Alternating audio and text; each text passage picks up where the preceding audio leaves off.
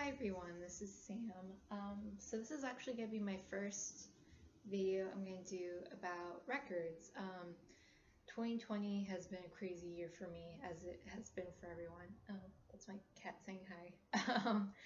And but it was also a year of like a lot of discovery for me. I discovered this great community on YouTube, the vinyl community.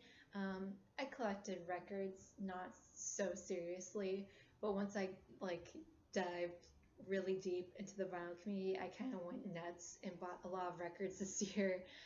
This last couple of weeks, especially since it was like the Christmas and New Year's holidays, and I got a bonus at work, and plus a lot of people gave me gift cards and money for Christmas and New Year's, so I spent a large majority of that on records.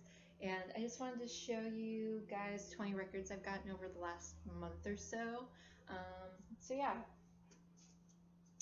this first one I have is kind of a little pre-Christmas present to myself. But it is the Big Lebowski soundtrack. There's this great website that I found called Mondo, and they do a lot of like apparel and merch for like old TV shows, movies, video games, and they also do a lot of these really cool limited edition vinyl records. I just saw this and fell in love with the artwork, and plus I love The Big Lebowski. It's one of my all-time favorite movies. I've probably seen it like hundreds, if not thousands of times. And yeah, I just saw this art and I was like, I need to have this. I just have the black version. They did three versions. One was a color variant called the White Russian. It was a brown vinyl with white swirls in it, and there was also a purple one that was supposed to look like the Jesus's bowling ball. If you've seen the movie, you know what I'm talking about. But yeah, this is just such a cool record, and I've been wanting the soundtrack for such a long time because it has some great songs and artists on it. It has Bob Dylan, Captain Beefheart, Elvis Costello, Nina Simone, Kenny Rogers in the first edition, Townes Van Zandt. But yeah, and it has like this awesome gatefold art. So cool in the back.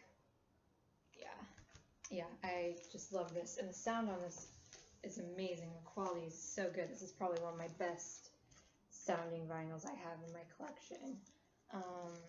So yeah, that's that one. And then this was a Christmas present from my mom. I am a big Bruce Springsteen fan. I love Bruce Springsteen stuff. I actually don't have anything really that new from him. I think the newest record I have from him is Born in the USA. It definitely prefers older stuff, but he came out with this record this year called Letter to You. And yeah, my mom got it for me for Christmas. This is I think the limited edition version. It comes with this really cool booklet. It's like a picture booklet. It has like these like cool like rice paper inserts with like the handwritten lyrics on it. But yeah, it's pictures and like lyrics to the songs that are on this record. So that's pretty cool. That's really cool picture. Sorry, I'm not doing a better job at this. Yeah, and this is a 2 LP record, and it's really cool because the second LP, no, not that one. This one has this really cool. I don't know if you'll be able to see this. Make sure I'm holding it the right way. There's a really cool etching on the back. I don't have any vinyl with any etching on it, but I just thought that was really cool. I never really see those. So yeah, thanks Mom for that. I'm excited to hear some new Bruce Springsteen. I've heard mixed reviews about some of his newer stuff, so I feel like that's why I've been a little bit shy to get some of his newer albums that have come out in the last 20 years or so. But you can't beat the past, right? Put that back in there. Put that back in later. And then when my mom was down here for New Year's, we went to Goodwill, and I always got to check out the record selection at Goodwill. And I found this, the Best of the Kingston Trio, Volume 2. I guess this is a limited edition vinyl pressing according to the sticker. Yeah, nothing special about this. I tend to always find like the Kingston Trio at Goodwill. And they're just like good, kind of folky, early 60s, late 50s band, nothing too crazy. And this is actually really cool. I found this Grover Washington Jr. Soul box. It's a double LP little box. And I've been getting into jazz a lot this year. And I knew like his name rung a bell, but I just couldn't figure out where I heard that name from. But yeah, the records in here look like they've barely been played. This came out in the 70s, so yeah, this is probably just chilling in someone's rec room for a while before they decide to give it to Goodwill. But I realized the other day, because I've been listening to a lot of like Bill Withers, that he did the song Just the Two of Us with Bill Withers. And I was like, oh, that's where I know that name from. So yeah, I'm excited to listen to this. And then these next 4 vinyls I got from a record store 2 blocks up from my work called Everyday Music. It's in Portland. It's the Pearl District one. But yeah, I got Death, Spiritual, Mental, Physical. I remember watching this documentary when it was on Netflix a really long time ago, and it's just such a cool, unique story. If you don't know the story of Death, please go look up that documentary. I just recently watched it again on YouTube. It's so good, and their music is so good. And when I saw this, I was like, oh my god, I haven't seen like any of their stuff in any other record stores. So this is really cool. It wasn't really that expensive. But yeah, if you love like the Stooges and MC5, this is your shit. You'll love this.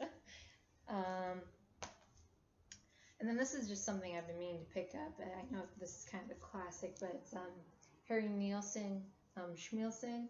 I love this song. What is it called? Jump Into the Fire, I think.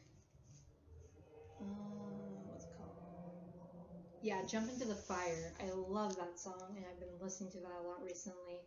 And yeah, I just want to dive more into Harry Nilsson, so I got this classic. I've also been trying to get more into rap. I recently just got the Wu-Tang's Enter the Chamber, and I know this is a classic. I haven't really listened to A Tribe Called Quest a lot, but I know this is like considered like one of the greatest hip-hop albums ever, so had to get, oh yeah, it's Low End Theory. Love this art, it's so cool. Also been listening to a lot of Tom Waits lately. So this is just Tom Waits' The Early Years. This just has a collection of some of his earlier sort of best of songs on it. Yeah, nothing too special about that one. And then this is from another record store. This one is, these are all from Music Millennium, which is kind of near Hawthorne and Laurelhurst in Portland. Yeah, I got quite a lot. I spent like almost $200 there. Like, you know, it's Christmas, treat yourself. But yeah, a lot of these things are things I've been wanting to get anyway, so it was a nice sort of like letting myself a little bit loose there. And plus I had a Visa gift card, so that helped ease the pain a little bit. But this is a Surfer Girl by the Beach Boys. This is a 1970s reissue, but this has one of my favorite Beach Boys songs in my room on here. I also love Surfer Girl. I love that song too. And I don't have like any Beach Boys in my collection, so this is just a nice like, I know I'll like this sort of album. It wasn't that expensive either. It was only like $6 or $7. Nothing too crazy. I know I really need to get Pet Sounds, but I really want to find like a really good like audiophile version of that. So, and then I also got Green Onions by Booker T and the MGs. I always hear Dylan from Noble Records talk about this, and I know Booker T and the MGs did some stuff with Otis Redding, and I love Otis Redding, and plus I love the song, I love the movie Reservoir Dogs, and they do the song Little Green Bag that's in that movie, so had to get that. And then this one, I have been obsessed with the Aretha Franklin Amazing Grace documentary. It was most recently on Hulu, and I've probably watched it like 6 or 7 times. It's just so good. It's really just Aretha Franklin singing in a church in LA with this amazing choir in the 70s. It's just, you kind of forget, especially someone as young as me, you just think of Aretha Franklin and you're like, oh yeah, she's a great singer, but it's like you don't realize how great she is until you've listened to her sing gospel, because that's what she grew up singing to, and how she probably became such a great singer because her father was a pastor and she sang at his church, and it's just mind-blowing. It's like she wasn't just a great singer, she had like a gift from God. Like that voice is just, there will never be anyone like her. And I finally treated myself to the album. But yeah, this album was recorded live during those sessions. It's a 2 LP. It's just so good. And if you've ever doubted Aretha Franklin was an amazing singer, you won't after listening to this. So yeah, if you haven't seen the documentary or listened to any of these songs, please do it. Yeah, she's just amazing. This is a classic, Queen, Sheer Heart Attack. I love this album. This is probably my favorite Queen album. It has my all-time favorite song on here, Stone Cold Crazy. That is such a hard-hitting, hard rock song. Oh my god, I love this album. This is another really cool one, another first for me. This is a Queens of the Stone Age, Era Vulgaris. Queens of the Stone Age is like one of the few new bands that I really like. I love their stuff. But this is cool because it's a 3 LP, 3 10-inch LPs. So yeah, it's like 2 songs on each side. It's really cool. This wasn't very expensive either. It was only $28. This is a 2018 reissue. I saw on Discogs that the original one of this that came out in 2007 goes for like almost $200. So yeah, I wish this was a 2007 one, but I only have one other Queens of the Stone Age album. It's a concert bootleg, so I'm really excited to actually have an actual Queens of the Stone Age album. Next we have Soundgarden, Screaming Life / FOPP. I don't know if it's supposed to be an acronym or if it's just supposed to be FOP. But for someone who grew up in Washington, I really don't have that many like grunge era vinyls. I only have Nirvana's Bleach, but I do have a lot of like Pearl Jam, Soundgarden, Nirvana on CD, but not a lot of vinyl. And I love Soundgarden's early stuff, so I had to get a vinyl version of this. And this is a 2018 repress from Sub Pop. And then the last thing I got from that record store is the Best of Strawberry Alarm Clock. I love this cover, by the way, isn't that so cool? I've been really getting into a lot of psych, 60s, 70s psych, thanks to, again, Dylan at Noble Records. He's just a channel that I really admire. He has such a wide taste of music, and he's gotten me into a lot of new things that I don't think I would have gotten into if I had watched his channel and listened to his music recommendations. And he loves like 60s psych and 70s psych music, and I think he talked about Strawberry Alarm Clock once, but I remember looking them up and hearing the song Incense and Peppermints, and that's it's a really catchy, cool song, and yeah, it's just like classic 60s early rock psych music, so gotta add that to the collection. And then this is the last thing. This I just recently got in the mail.